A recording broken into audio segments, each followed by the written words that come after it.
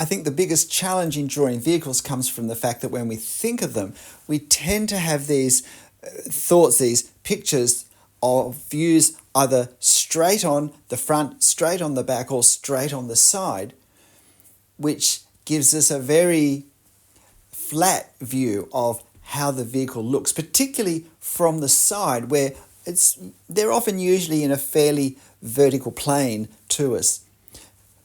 But the simple truth is that when we mostly see vehicles in life, we're not looking straight onto their side or straight onto their front, but we're looking at some sort of an angle, whether it's a slight angle or a significant angle.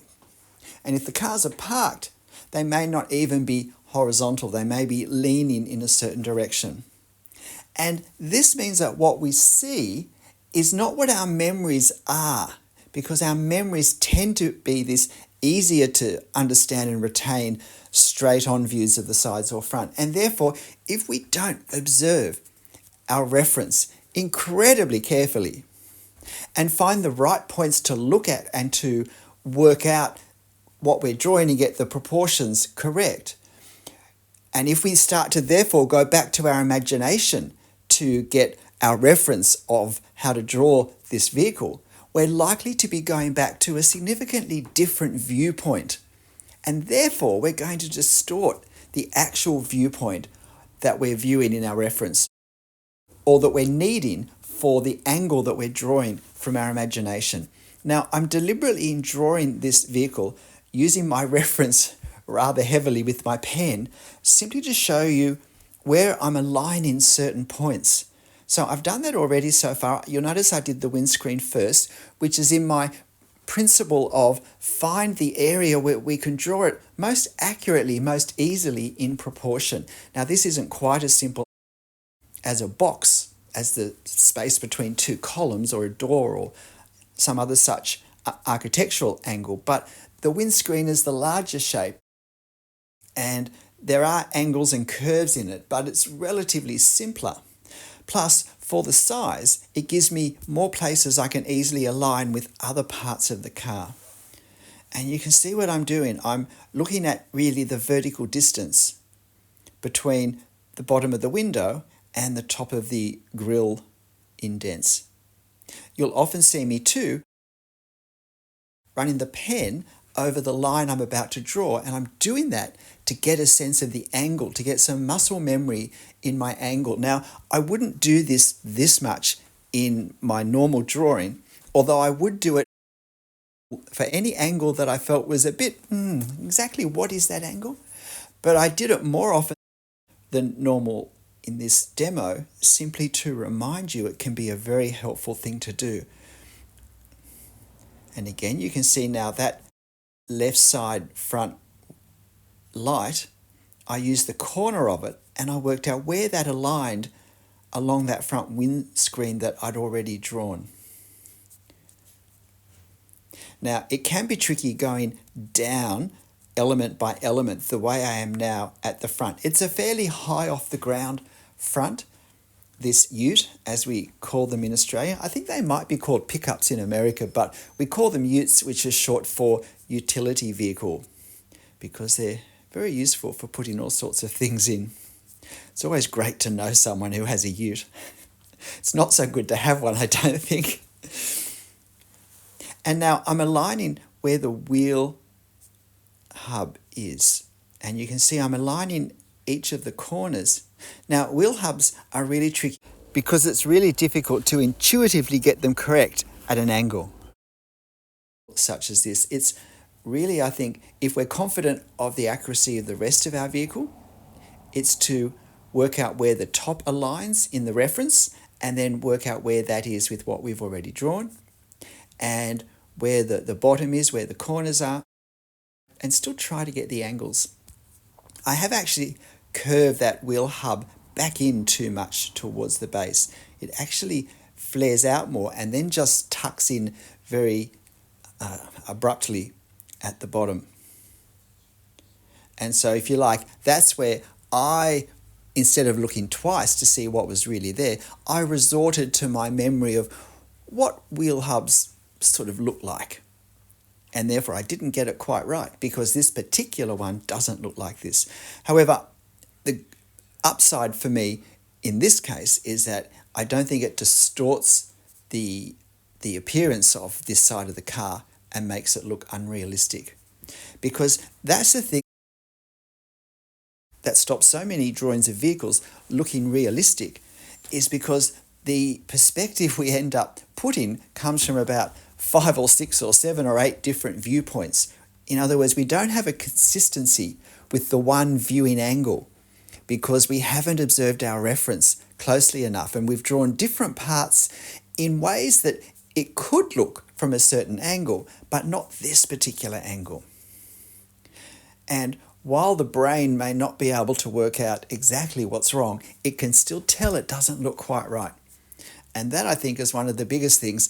Even if we get a lot of the more superficial details, the textures and so forth, looking realistic in a drawing, if the underlying perspective is not accurate, then we still do sense that there's something not quite right, something unsettling about our drawing. And I think it's the equivalent of when someone's singing a song and they can't get all the notes right. There might be a lot of it that's very accurate in the song, but we somehow can't relax when we listen to it because, well, there are things not quite right still that are somehow obvious. And I think it's the visual equivalent in our drawings if we don't get the perspective correct, that there is this sense of unease of things not being quite right, and the things that are right don't make up for it. Now, I have made a few inaccuracies in this. One is that I did take the front of my vehicle down too far, which gives the impression now, because I've changed the proportions, it gives the impression that it's sort of higher off the ground, that it's a squatter kind of fatter car, which it doesn't make it look incorrect, but it does change the visual impressions, does change the overall look and makes it look as though it's a bit of a different shape. And then I shortened this tray section, which is what we call with utes the flat bit out the back. The tray might be called the flatbed or something like that in America, or perhaps in the rest of the world. I don't really know. And I didn't take it out far enough, which gave the impression of the car being angled away from me more than it actually is. So every time we don't get the perspective accurate, in effect, we change the position, we change the angle that it appears we're looking at the object. And if we just do it once or maybe twice, it can still look realistic, just in a slightly different position. But if we get it wrong in a number of places and we don't get it consistently wrong, then the car starts to look, or whatever vehicle it is, starts to look distorted. Now again, I'm getting alignment points in the reference first with key parts of what I haven't drawn yet.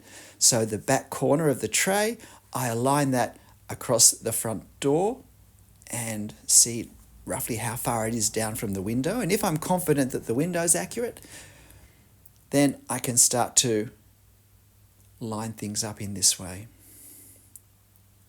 Now you're watching this 3/4 as fast again. So if you'd like to watch this at real time, if you use the cog icon to reduce it to half speed, this video to half speed, you should still be able to make out my commentary okay. But you'll be watching it then just a very little bit slower than real drawing time. And of course you can adjust the speed to something in between half time and real time if you want.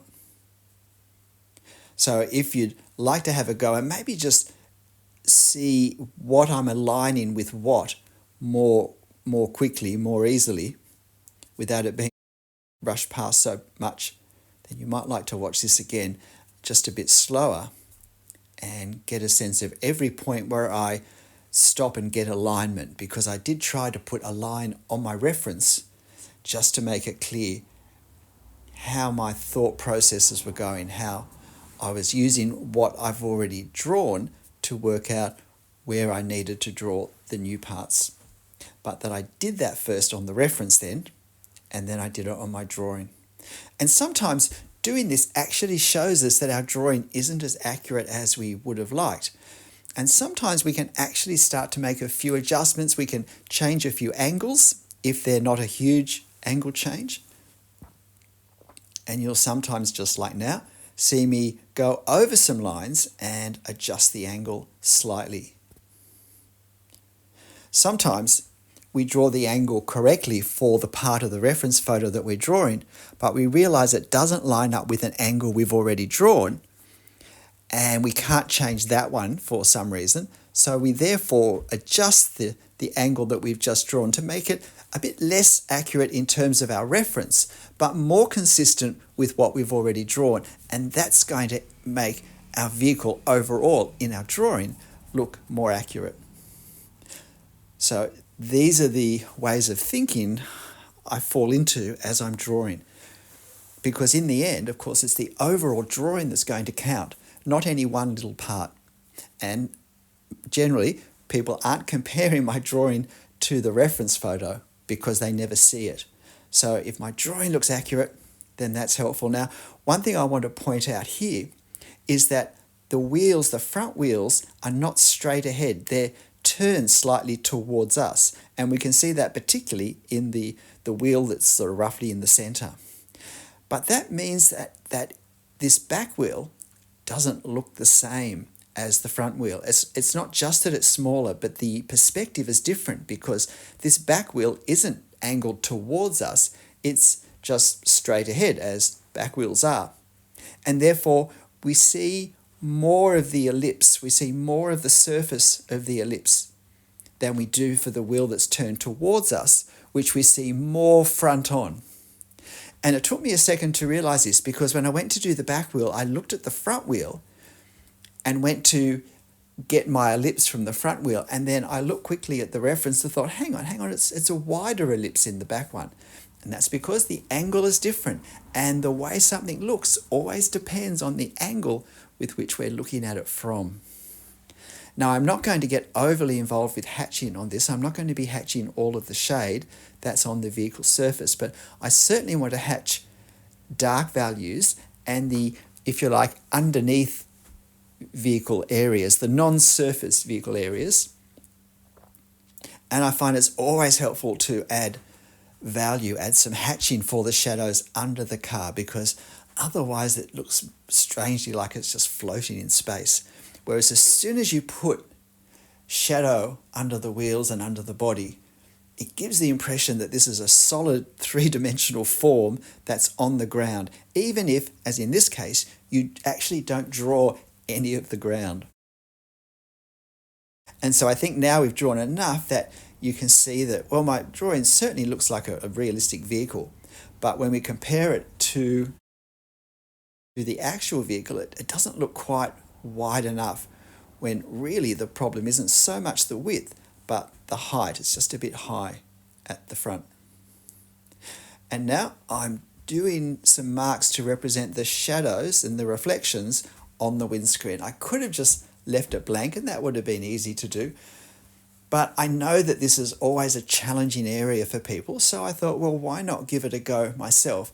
And what we have to do is forget that we're looking at reflections on a car window. Forget that some of the things we see are actually reflections and some of the things might be darknesses that we see because we can still see through in certain parts. And what we have to do is simply create hatching to accurately represent the values and the shapes and the outlines of what we see on the vehicle.